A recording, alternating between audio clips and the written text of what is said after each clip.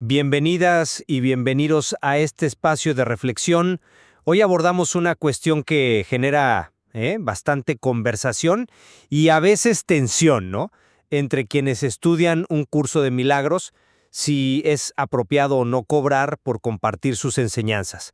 Esta reflexión, se nutre de discusiones y puntos de vista que han surgido en el entorno de la comunidad de Explorando un curso de milagros con Moss. Exacto.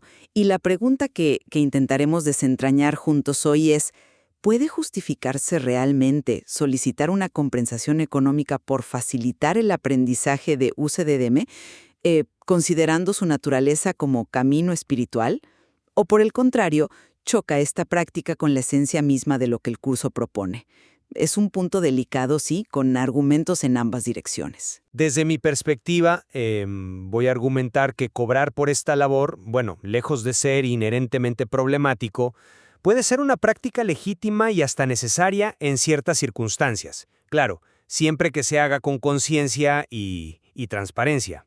Y yo, por mi parte, pues plantearé las objeciones a esta práctica, enfocándome más en las implicaciones éticas y espirituales que conlleva y en cómo podría potencialmente desviar la atención del propósito central del curso, tal como se desprende de algunas inquietudes reflejadas en el material que inspira este diálogo. Para empezar, creo que es importante contextualizar un poco. La enseñanza como actividad humana pues casi siempre ha implicado alguna forma de intercambio. Históricamente, desde las escuelas filosóficas hasta la educación moderna, el sostenimiento de quien enseña y los recursos necesarios para ello han estado ligados a una compensación, a menudo económica. La verdad, no veo por qué la facilitación de UCDM debería ser una excepción absoluta a esta dinámica. Además, es crucial señalar algo. La Fundación para la Paz Interior, la FIP, que es la organización que publica y custodia oficialmente el curso, no ha emitido una prohibición explícita sobre cobrar por enseñarlo. Explícita no. Exacto. De hecho, ellos mismos, como se menciona en las reflexiones de la comunidad de Moss, organizan talleres y venden materiales, o sea, establecen un modelo donde el intercambio económico existe dentro del ecosistema del curso. Y seamos prácticos. Facilitar UCDM de forma seria, comprometida, exige una inversión considerable. No es solo sentarse a leer, implica horas de estudio personal, preparación de encuentros, a veces alquiler de espacios, uso de tecnología, materiales. Vamos, es un trabajo. Por tanto, me parece razonable que una persona que dedica una parte significativa de su tiempo y energía a esta labor pueda recibir una compensación que le permita sostener esa dedicación y, seguir ofreciendo un servicio que para muchos es una guía valiosa en su proceso. Es valorar un acompañamiento estructurado, aunque el camino, claro está, sea individual. Entiendo la lógica práctica que expones y la comparación con otras formas de enseñanza es un punto de partida, claro. Sin embargo, aquí es donde mi perspectiva difiere fundamentalmente, porque un curso de milagros no se presenta como una materia académica más, ¿verdad? Sino como un sistema de pensamiento espiritual radical, un camino de deshacimiento del ego y de transformación interior profunda. Introducir la lógica del mercado, del pagar por recibir en este contexto tan específico me genera una profunda inquietud. O sea, ¿no corremos el riesgo de banalizarlo, de convertir una herramienta para despertar en un producto más? Mi principal preocupación, la verdad, es la accesibilidad. Si ponemos un precio a la guía del curso, inevitablemente estamos creando una barrera. La verdad espiritual, por su propia definición, debería ser universalmente accesible, ¿no? No un privilegio para quienes pueden permitírselo económicamente. Esto parece chocar frontalmente con el mensaje inclusivo del curso. Además, el propio UCDM insiste, machaconamente, en el autoestudio, en cultivar la relación con el maestro interno, llámese Espíritu Santo o Jesús. Un facilitador externo puede ser útil, sí lo reconozco, pero el curso mismo no lo postula como indispensable. Entonces, estamos justificando un cobro por algo que el propio sistema considera, digamos, secundario respecto a la conexión interna. Y esto me lleva al punto que se menciona con preocupación en el material fuente, el riesgo real de que personas, quizás atraídas más por la posibilidad de ganar platita, como dice la expresión, que por una vocación genuina de servicio y una comprensión vivida, se presenten como maestros. Como bien se plantea allí, ¿Qué herramientas tiene el estudiante, a menudo principiante y vulnerable, para discernir la autenticidad y la motivación de quien le pide dinero a cambio de guía espiritual? Es una pregunta difícil y con implicaciones serias, me parece. Reconozco la validez de tus inquietudes sobre la accesibilidad y, sobre todo, la motivación. Son, sin duda, los puntos más delicados. Pero volvamos al marco fáctico, si te parece. La FIP, la organización que tiene los derechos y la responsabilidad sobre la difusión del curso, no prohíbe cobrar. Y esto no es un detalle menor. Como se sugiere en la fuente, esta es una práctica conocida y extendida, y la FIP ha optado por no intervenir para regularla o prohibirla. Incluso se menciona la postura que se atribuye a Kenneth Wapnick, una figura absolutamente central en la historia temprana y la interpretación del curso, quien al parecer adoptó una actitud de dejar esta decisión a la conciencia individual y a la guía interna de cada facilitador y estudiante.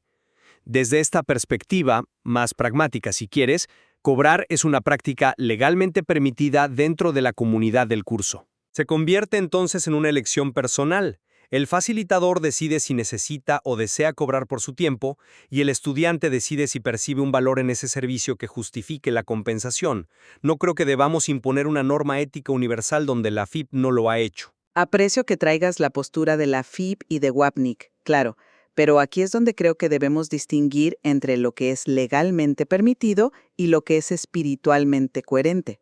Que una organización, por las razones que sean, quizás evitar conflictos, quizás confiar en la autorregulación, quizás por simple pragmatismo, no prohíba algo, no lo convierte automáticamente en la opción más alineada con los principios profundos de la enseñanza que difunde.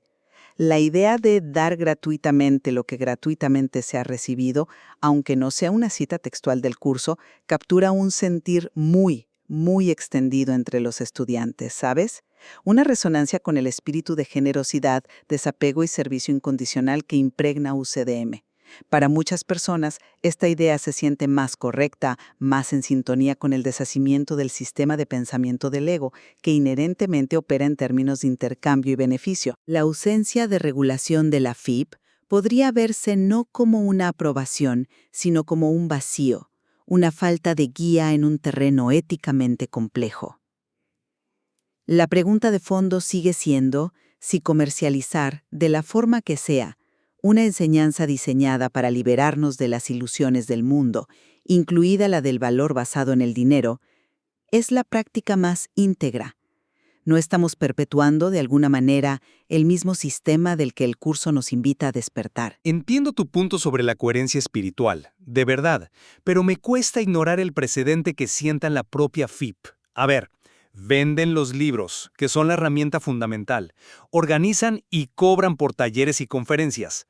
Si ellos, como custodios de la obra, participan en transacciones económicas relacionadas directamente con la difusión y enseñanza del curso, ¿cómo podemos afirmar categóricamente que cualquier cobro por parte de un facilitador individual es intrínsecamente contrario al espíritu del curso? Parece que se establece un modelo donde el intercambio económico, al menos para sostener la estructura de difusión y facilitar ciertos formatos de aprendizaje, es aceptado. Si la FIP puede cobrar por un taller intensivo impartido por sus miembros, ¿por qué un facilitador independiente no podría cobrar por un grupo de estudio semanal que requiere una preparación y dedicación similares, aunque sea a otra escala? ¿Dónde trazamos la línea exactamente? Es una cuestión de escala, de ser una organización versus un individuo. Me parece una distinción, difícil de sostener como principio absoluto. ¿Dónde trazamos la línea? Y creo que la línea tiene que ver precisamente con la naturaleza de la entidad y la transparencia de la motivación. El rol de la FIP como una fundación sin ánimo de lucro se supone que edita, imprime, traduce, distribuye globalmente y protege la integridad del texto, tiene unos costos operativos objetivos y una estructura que es en principio diferente a la de un individuo que ofrece sus servicios de facilitación. Podemos asumir, o al menos esperar, que los ingresos de la FIP se reinvierten en su misión. En el caso del facilitador individual, la ecuación se vuelve mucho más personal y opaca. Como se señala crudamente en la fuente con la expresión ganar platita, la motivación personal se convierte en el factor crítico y a la vez el más difícil de verificar para el estudiante. ¿Es el cobro un medio necesario y razonable para poder dedicar tiempo de calidad al servicio o se convierte en el fin principal, facilitador sobre su nivel de comprensión y práctica? Y cuando el dinero entra en juego, la tentación de presentarse como algo que no se es o de priorizar el ingreso sobre la autenticidad es una posibilidad humana muy real y en este contexto particularmente delicada. Estoy completamente de acuerdo en que la motivación es absolutamente central y que el riesgo de que se desvirtúe existe. Y sí, el discernimiento por parte del estudiante es crucial. La fuente usa términos como ojo crítico o pensamiento crítico, y creo que son habilidades esenciales que cualquier estudiante de UCDM o de cualquier disciplina seria debe cultivar. No podemos esperar estar protegidos de todo. Sin embargo, creo que es injusto y una generalización excesiva asumir que cualquiera que cobra lo hace por motivaciones impuras o sin la preparación adecuada. Eso sería caer en el mismo tipo de juicio que el curso nos enseña a cuestionar. Conozco facilitadores increíblemente dedicados con una comprensión profunda y vivida del curso que han encontrado en la enseñanza remunerada una forma ética y sostenible de compartir su camino y ofrecer un apoyo estructurado a otros. No es una contradicción inherente. Además, como también se sugiere en el material de origen con el ejemplo de Mossab, ofreciendo flexibilidad, becas o precios conscientes, existen modelos de intercambio que van más allá del simple pago por servicio. Hay facilitadores que buscan activamente equilibrar la necesidad de sostener su trabajo con el principio de accesibilidad. O sea, no todo es blanco o negro. Hay una amplia gama de grises y de intenciones. Rechazar de plano cualquier forma de cobro podría cerrar la puerta a modalidades de apoyo muy valiosas para algunos estudiantes. Acepto que no debemos generalizar y que existen facilitadores bien intencionados que cobran. Mi punto no es condenar a todos, sino señalar la tensión inherente y los riesgos sistémicos, ¿entiendes? La advertencia sobre la dificultad de evaluar a un maestro y el peligro de la mercantilización no desaparece porque existan buenas intenciones. Y la fuente toca un nervio sensible al mencionar el riesgo de estructuras casi piramidales. Te enseño a enseñar cobrando para que tú enseñes a otros a cobrar. Eso es una distorsión flagrante del propósito del curso, donde el beneficio económico se convierte claramente en el motor. Si bien el estudiante tiene la responsabilidad de su discernimiento, no podemos simplemente decir caveat emptor, o sea, cuidado comprador, cuando estamos hablando de un camino espiritual. A menudo, las personas que se acercan al curso están en momentos de vulnerabilidad, buscando respuestas profundas, y pueden no tener aún desarrollado ese ojo crítico. La carga no puede recaer enteramente sobre ellos, sobre todo si la oferta puede ser engañosa o jugar con sus expectativas espirituales. ¿No crea esto una dinámica de poder potencialmente desigual, exacerbada por la transacción económica? El riesgo de esquemas abusivos tipo pirámide es real y condenable sin duda alguna. Pero insisto en que eso es una patología, una desviación, no la norma ni la esencia de cobrar por facilitar UCDM. Creo que debemos separar esas prácticas fraudulentas de la posibilidad legítima de un intercambio justo por un servicio de valor. Y aquí quiero volver a la naturaleza del curso y el valor del facilitador. Sí, el autoestudio es la piedra angular. Sí, la conexión con el maestro interno es el objetivo. Pero seamos honestos, el curso no es un texto fácil. Presenta conceptos metafísicos complejos, requiere deshacer creencias muy arraigadas. Un buen facilitador, alguien que ha transitado ese camino, que ha estudiado a fondo no solo el texto, sino el manual y los ejercicios, que ha enfrentado sus propias resistencias, puede ofrecer un valor añadido innegable. Puede ayudar a clarificar pasajes oscuros, a identificar las trampas del ego, a mantener la motivación en los ejercicios, a crear un espacio seguro para compartir dudas y experiencias, a contextualizar las ideas. Este acompañamiento puede ahorrarle al estudiante meses o años de confusión o estancamiento. ¿No representa eso un valor real? Si alguien dedica su tiempo y experiencia a ofrecer esa estructura y claridad, ¿por qué no podría ser compensado por ello, siempre que sea de forma transparente y ética? No se trata de crear dependencia, sino de ofrecer un apoyo cualificado en una etapa del camino. Sigo sintiendo una resistencia fundamental a normalizar el pago por la guía en UCDM, precisamente por su énfasis radical en la autosuficiencia espiritual y la igualdad fundamental de todos como hijos de Dios, todos con acceso directo al Maestro interno. Pagar sistemáticamente por una guía externa, aunque sea útil puntualmente, corre el riesgo de reforzar la creencia en la carencia, en la necesidad de buscar afuera lo que el curso nos dice que está adentro. Puede fomentar, aunque sea sutilmente, una dinámica de dependencia del experto externo, retrasando la confianza en la propia sabiduría interior. Reconozco que un facilitador puede ser útil, claro que sí, pero me pregunto si la necesidad percibida de pagar por esa ayuda no es en parte una manifestación más del sistema de pensamiento del ego que buscamos deshacer.